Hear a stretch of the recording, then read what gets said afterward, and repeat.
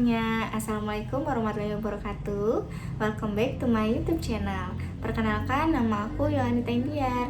Nah, aku di sini mau memberikan informasi bagaimana proses kelulusan CPNS aku di Pemprov DKI Jakarta, yang dimana ini merupakan pengalaman aku pertama kali dalam mengikuti tes CPNS. Untuk Pemprov DKI Jakarta, ini pembukaannya waktu itu kalau nggak salah bulan November 2019. Rata-rata sih serentak, paling cuman beda beberapa hari dari instansi lainnya. Ini kita membuat akun SSCN. Aku di situ buat akun SSCN yang sekarang namanya adalah SSCASN untuk pelamar PNS dan PPPK.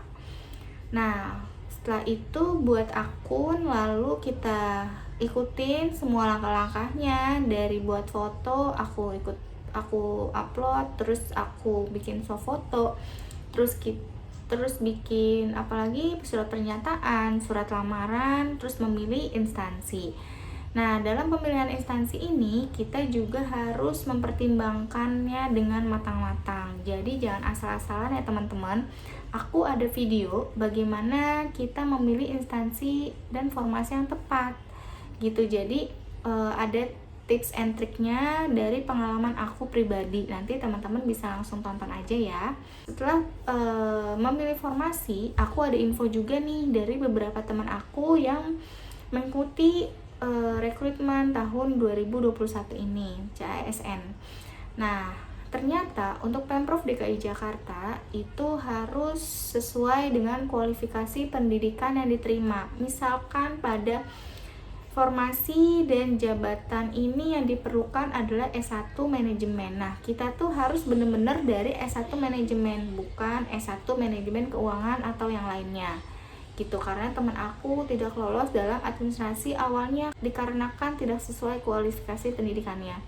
Sudah melakukan masa sanggah tapi juga tetap tidak lolos. Jadi teman-teman di sini mohon untuk menyesuaikan kualifikasi pendidikan pada jabatan yang teman-teman lamar ya. Nah, setelah aku proses administrasi awal dan lalu sampai pada pengumuman kelolosan administrasi awal. Terus kita menunggu jadwal tes SKD. Jadwal tes SKD ini aku lumayan lama, yaitu sekitar 1 bulan ya teman-teman. Di sini Pemprov DKI Jakarta melalui CAT tesnya. Jadi melalui komputer, sistem komputer. Untuk SKD-nya 100 soal sama dengan yang lainnya. Setelah tes SKD di sini pada tahun 2019 itu kita langsung ke tes SKB. Jadi Pemprov DKI Jakarta itu nggak ada tes wawancara, psikotes ataupun kayak tes kesehatan terlebih dahulu ya teman-teman. Menurut aku di sini memudahkan aku sekali karena jadi nggak banyak memakan waktu cuti, dan kita tuh ya hanya perlu belajar untuk 2 kali tes itu aja teman-teman. Nanti selanjutnya bisa dilanjutkan pada latsar setelah kita lolos ya. Nah, setelah itu kita menunggu hasil tes SKB. Formasi yang aku pilih yaitu pengelola perekonomian dan pembangunan dan lingkungan hidup. Di situ hanya yang diterima itu 1, di penempatannya di kelurahan. Nah, itu dikali 3 ya. Jadi dikali 3 untuk lolos ke SKB-nya. Setelah itu pengumuman, lalu karena wabah COVID-19 kita itu menunggu untuk tes SKB selama kurang lebih 5-6 bulan teman-teman. Jadi pada bulan Agustus, akhir Agustus apa awal September itu kita baru dapat jadwal tes SKB. Untuk sebagian teman-teman ini ada yang menguntungkan tapi ada juga yang merugikan. Merasa diuntungkan di sini karena kita menjadi banyak waktu lebih untuk belajar. Kalau yang merugikan itu karena ada beberapa fresh graduate, terus ada juga yang udah berhenti bekerja karena mau ikut melamar CPNS ini. Jadi mereka merasa lama banget untuk nganggurnya teman-teman gitu. Jadi kita ambil aja hikmahnya ya dalam setiap proses. Setelah SKB di sini kita harus benar-benar memperhatikan peraturan dari Permenpannya ya teman-teman, sama peraturan dari instansinya. Di sini ada jabatan-jabatannya dibagi menjadi 2. Nah, kebetulan untuk jabatan yang aku pilih itu 100%, soalnya itu dari bidang jabatan yang kita pilih.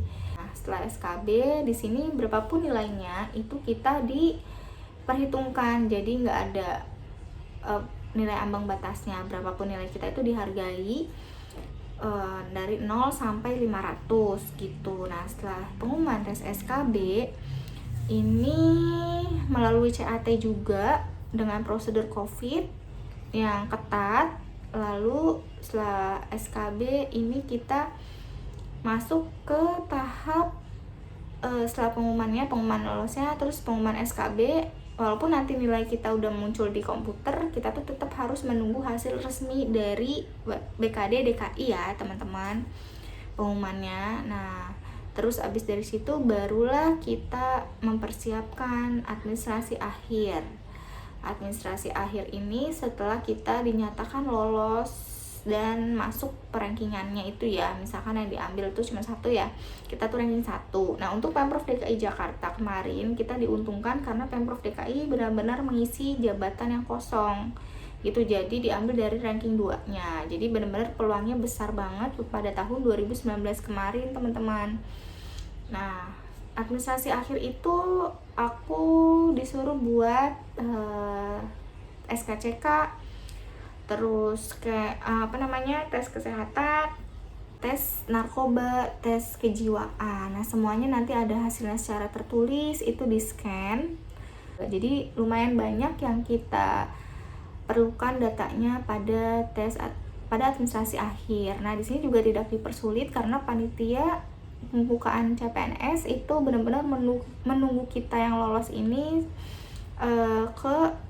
sampai submit semuanya gitu. Walaupun memang masih ada kemungkinan tidak lolosnya, kayak misalkan tahu-taunya kita baru ketahuan kualifikasi pendidikan kita itu nggak sesuai. Itu ada teman-teman beberapa orang gitu. Nah, terus ada juga yang kesehatannya apa gitu kan, kita nggak tahu ya teman-teman, namanya juga masih proses, jadi segala kemungkinan pun tetap bisa terjadi. Tapi di sini panitia tidak menyulitkan sama sekali, benar-benar menunggu kita sampai submit. Terus kalau misalkan masih kurang nih ini ternyata belum ngumpulin, itu kita nanti diumumin gitu, dikasih tahu gitu. Nah, setelah itu proses administrasi akhir tibalah pada saat kita pembagian SK.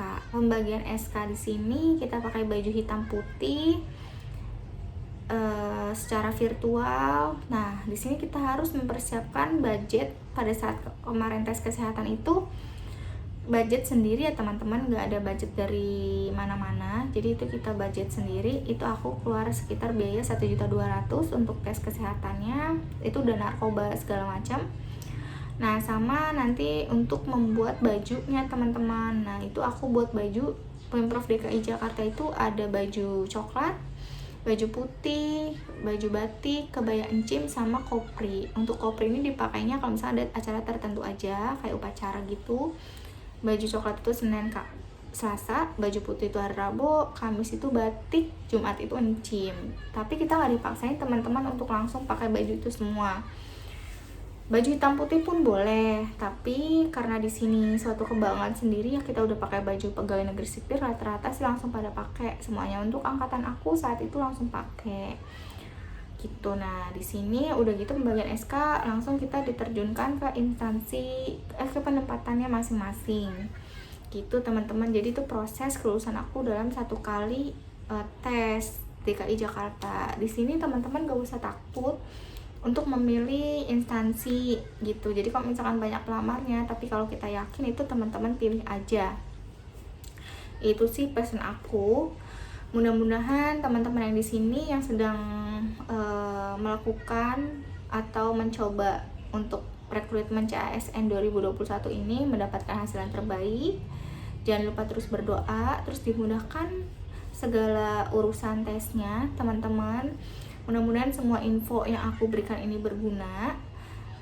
Jangan lupa untuk subscribe, like, dan share video aku ya. Dadah. Assalamualaikum warahmatullahi wabarakatuh.